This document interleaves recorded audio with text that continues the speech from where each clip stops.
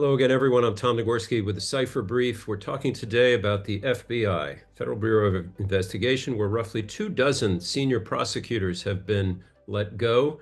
We don't really know what comes next, but there are more than 2,000 FBI agents who've been asked to fill out questionnaires regarding their connections or participation in investigations related to January 6th.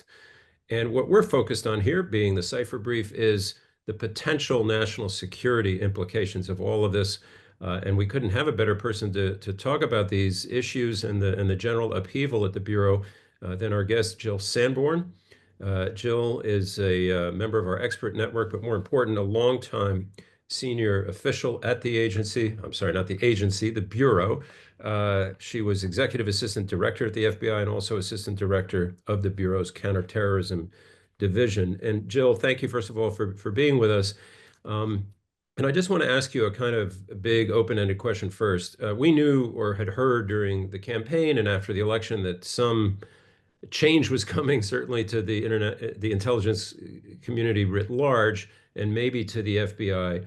How surprised or not were you when the first news of this came down and the days that have followed?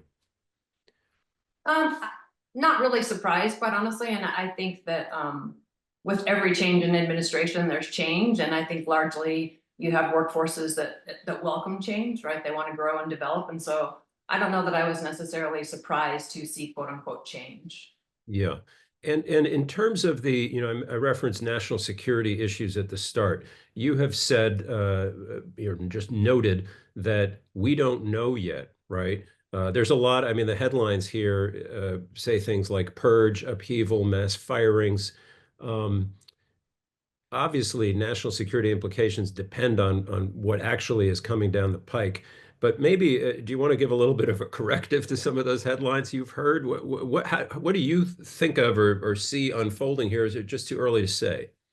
I definitely think it's too early to say. And I think that oftentimes we gravitate towards anticipating worst case scenario. And I don't think there's anything wrong with that, right? You're always prepared if you're thinking about worst case scenario, but overemphasizing on that worst case scenario when we really don't know definitely can instill some fear, which I think we're seeing right now. We're seeing a workforce that is sort of insecure and worried about what these requests mean.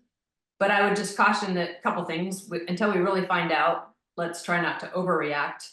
But when you think about national security and what I hope they're not for, I guess is a good question to sort of lead to, which is I hope they're not for a mass purge. And I say that largely because of national security implications. We're Hmm. worried about a variety of different threats on any given day, and losing a large number of employees and a workforce that really, that's our biggest resource, would not be helpful to tackling those threats. I think Acting Director Driscoll put out a video today with the variety of things that FBI agents are working on right now. Top tens, helping DHS with rounding up people that are in the country illegally or have violated laws. They're helping go through the wreckage of the plane crashes, right? So to all Hmm. of a sudden, on top of their normal day-to-day national security duties, it would be really hard to continue all of those things if we lost a large number of employees. So maybe let's unpack two different areas here. One is unease, morale, kind of the less tangible things. But maybe just you just mentioned, the potential of losing a large number of employees. I'm not sure a lot of people understand. I certainly hadn't thought about it until I read a bit about this, just how much is involved in the hiring, training, recruiting, right, of a single field agent. Because a lot of the attention has been focused on the high-level prosecutors who've been let go. Could you talk a little bit about that? About if you're, let's say you are, I referenced more than 2,000 agents who've been asked to fill out a questionnaire. If you were to lose, let's say, a few hundred, in terms just of process and refilling those positions, how hard is that? Hard and takes a lot of time. So when I think about my own hiring process, and I've known people that have joined the agency here recently, so it hasn't changed much. Sort of the recruitment of the individual and even getting them signed up and through the initial stages to get ready to be accepted and go to Quantico can take a year. And then they go through the Quantico process, which is about 4 months. And then they get to a field office and still require some sort of on the job training. And so to replace one employee with a new hire I think you're looking at least an 18-month process, if not a 2-year process per individual. Mm-hmm. And then And you're getting somebody new, right? Not a vet, like a lot of great expertise is probably in those employees who have been around for quite some time. The future of national security is here. Introducing the Cipher Brief's NatSec Edge Conference, June 5th through 6th, 2025 in Austin, Texas. Join leaders from intelligence, defense, private industry, and investment as they explore the innovations shaping tomorrow's world. Gain critical insights, connect with top minds, and shape the future of security in an interconnected world. Don't just witness the future, be a part of it. Secure your spot now at natsecedge.com. there was a statement put out. Well, there have been a lot of statements put out by a lot of people in the last few days. One from the FBI Agents Association, and I suppose, to use your phrase, they probably are anticipating the worst for good reason, right?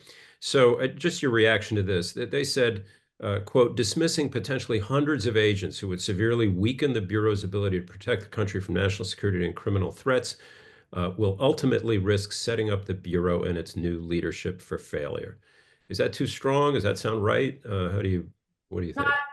I don't think it's too strong, and I put myself in both shoes, right? The Agents Association and the organization right now, and then the incoming director. And I'll look at those. I'll look at what you asked me in 2 ways. Yep. When I think back on a major incident or case that I was involved in, and I'll use San Bernardino for an example, I was the ASAC in charge of that. We needed absolutely every resource on hand. For a long time, we thought we had more than just the 2 deceased shooters. In the Los Angeles field office, every single person worked that case.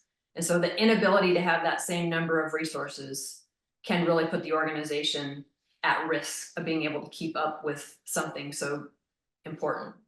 Mm-hmm. I also think, as an incoming leader of an organization, when you have mass changes that are happening before you get there, you're entering an organization that is unsteady, for lack of a better way to describe it. And so I think you have both of those, right? You have a potential incoming director with an organization that is a little unsteady, even if it's unsteady because they're assuming, the worst from some of these requests, or unsteady because they lost numbers. And so I think both of those together will make it hard for the FBI to focus and keep up with the threats.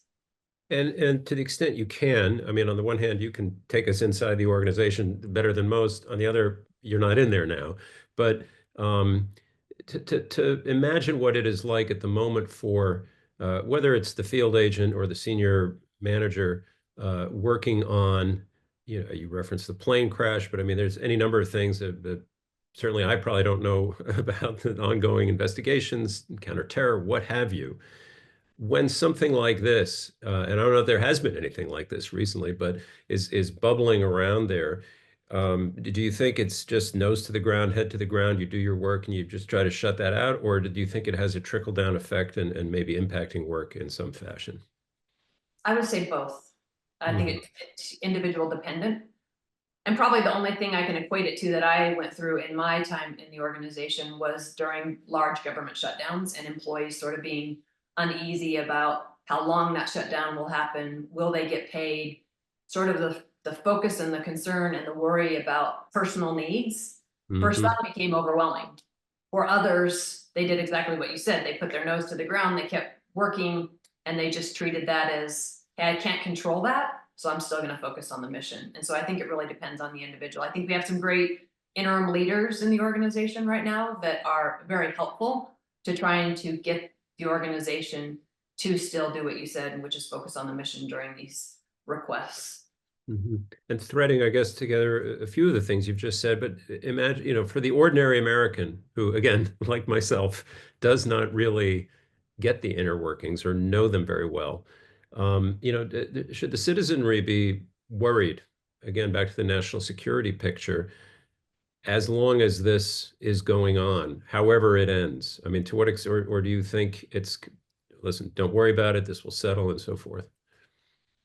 I think it all depends on where this takes us. I can see why citizens would be worried and concerned. They want an organization that has the resources and the focus to uphold the Constitution and keep the American people safe. That's what they deserve in the FBI. And so I think citizens just need to sort of pay attention and see where this leads us. I would say, again, back to the comment we both said in the beginning, you can't believe absolutely everything in the news sometimes. And so take with what you read with a grain of salt, that we aren't in those inner workings. We don't really know why some of these things are being requested. It's not to say that we shouldn't think about the worst case scenario, but until we really hear the reality of what is intended and what happens, I think we just need to be in a wait and see mode and hope that, like I said, that we don't lose mass individuals and put the organization at a resource less than adequate to keep up with the threats. Yeah. And what do you think in terms of resources? And you mentioned San Bernardino.